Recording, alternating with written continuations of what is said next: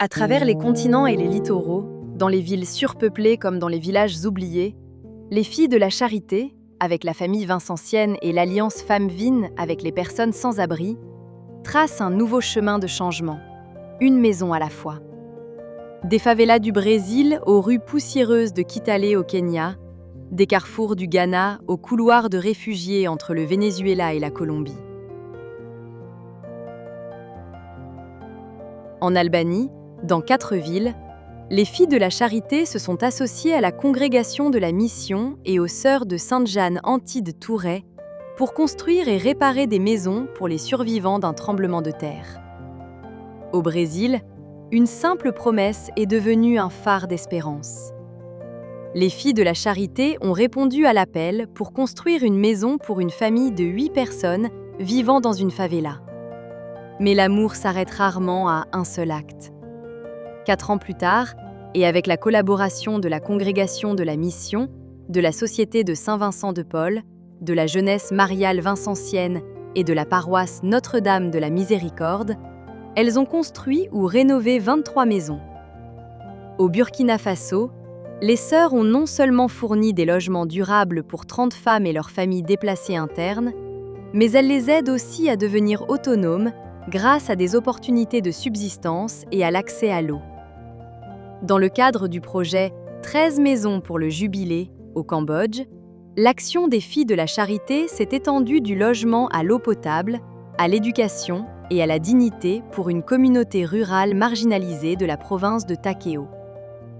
À Aroca, en Colombie, la solidarité s'élève même dans l'ombre de la crise. Les filles de la charité, avec l'AIC, de jeunes volontaires vincentiens, l'association de la médaille miraculeuse et les enfants amis de Vincent et Louise, offrent refuge aux familles déracinées par la pauvreté et le conflit. 13 familles franchissent désormais des seuils qui offrent sécurité, appartenance et avenir. À Cali, les sœurs ont accueilli une mère célibataire de 5 enfants vivant dans un bidonville dangereux. Elles ont transformé la situation de la famille grâce à un accompagnement spirituel, un soutien administratif et un logement. Aux Fidji, les filles de la charité ont fourni une maison à une famille vivant dans des conditions vulnérables. Au Ghana, les filles de la charité mènent la lutte contre la traite des filles grâce au Centre de formation professionnelle Sainte-Louise et à leur direction de l'association Safe Child Advocacy. En Indonésie, les sœurs ont construit 55 maisons temporaires pour des familles déplacées de 3 villages à la suite d'un tremblement de terre puis d'un cyclone dans le même district. En Italie, les filles de la charité offrent des structures de soins post-aigus pour les personnes sans abri, physiquement fragiles ou gravement affectées par les conditions de vie dans la rue. À Kitale, au Kenya, les sœurs ont ouvert un centre d'accueil où repas, soins de santé et formation professionnelle deviennent des lignes de vie pour plus de 200 jeunes de plus de 14 ans vivant dans la rue. Elles y créent une relation de confiance avec les garçons et, ensemble, trouvent différentes solutions de logement, soit par la réunification familiale, soit par des projets de développement des capacités et d'emploi. À Tigio, des personnes âgées, certaines handicapées, d'autres oubliées, ont reçu de nouvelles maisons avec des toits en tôle et des sols solides. En Mauritanie, les filles de la charité ont fourni des maisons et amélioré les moyens de subsistance de 3 familles nombreuses qui survivaient auparavant sous des tentes. Au Maroc, elles ont construit une maison pour une femme et son enfant et l'ont aidée à bénéficier des services sociaux. Au Paraguay, elles ont mobilisé donateurs et voisins pour construire 13 maisons solides pour des personnes atteintes de la maladie de Hansen et pour des femmes confrontées à des difficultés de santé mentale. En Russie, elles soutiennent des personnes sans abri en situation de handicap, ainsi que d'anciens détenus ayant besoin d'un hébergement temporaire pour accéder à leurs droits.